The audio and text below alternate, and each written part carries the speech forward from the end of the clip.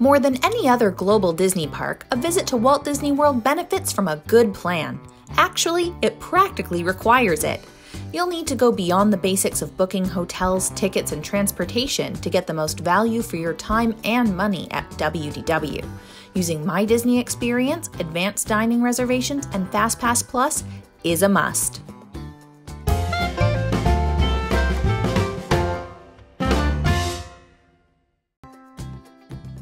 Hi everyone, Stephanie here from WDW Magazine. In our July 2019 issue, I detailed how to plan your FastPass Plus and Advanced Dining Reservations like a pro, and in this video, I'm actually going to take you through the corresponding step-by-step process.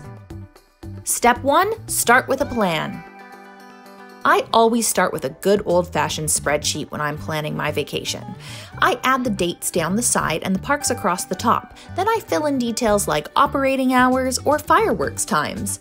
I even plus it with crowd projections and color code the best and worst times to visit each park.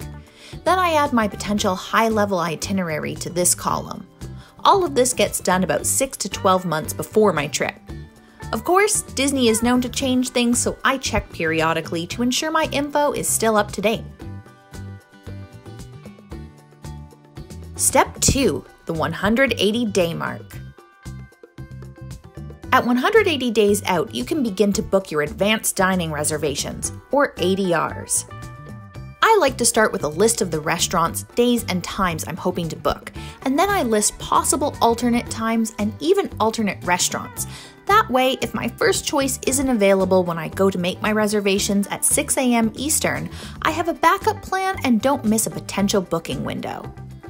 I actually list my ADRs first by day, then reorganize them by priority, so I book the hardest to get reservations first, even if they're later on my trip. Restaurants like Be Our Guest, Cinderella's Royal Table, Ohana, Sci-Fi Dine-In Theater Restaurant, Le Cellier, California Grill, and any character dining experiences or fireworks view restaurants are always the hardest to get, and you might not be able to score a reservation even at 180 days out. But don't worry, if you miss your place or time, you can keep checking back. I use Touring Plan's Reservation Finder to help me track down cancellations so I can hopefully snag my ideal reservation before my trip. But you can also check on the Disney website or through your My Disney Experience app at your convenience. Now remember step 1, it's really handy to have your general plan figured out so you don't make ADRs at different parks than the ones you're planning to visit each day, especially if you don't have Park Hopper. You'll get a reminder from Disney a couple days before your ADR, which is super useful because when you're planning 6 months out, you could easily forget your details. And if you miss a reservation, you'll be charged a fee per person if you don't cancel 24 hours or more in advance. When you get to WDW, just head up to the podium at the restaurant where you have an ADR, let them know that you've arrived, and they'll seat you ASAP, just like a restaurant reservation anywhere else. Step 3. The 60-day mark. If you're a guest at an official Walt Disney World Resort hotel or certain partner hotels, your 60-day mark is even more important than your 180-day mark. This is when you can make FastPass Plus reservations. For everyone else, it's actually at the 30-day mark. FastPass Plus allows you to use your My Disney Experience account on a computer or mobile device to make up to 3 reservations each day of your trip for 1-hour windows to ride certain attractions and see shows with little or no wait. Again, that Step 1 plan is essential. You don't want to be making Magic Kingdom FastPass Plus reservations on your Epcot day. And Step 2 is really helpful. You don't want to double book yourself with a dinner reservation, let's say at Boat Rights, at the same time as you're living with the land FastPass Plus time. Just like with ADRs, I make a FastPass Plus list with all of the days, times, and rides I'm hoping to reserve, and some backup rides just in case I can't get one of those coveted spots on Slinky Dog Dash or Flight of Passage. Then I reorganize them by priority.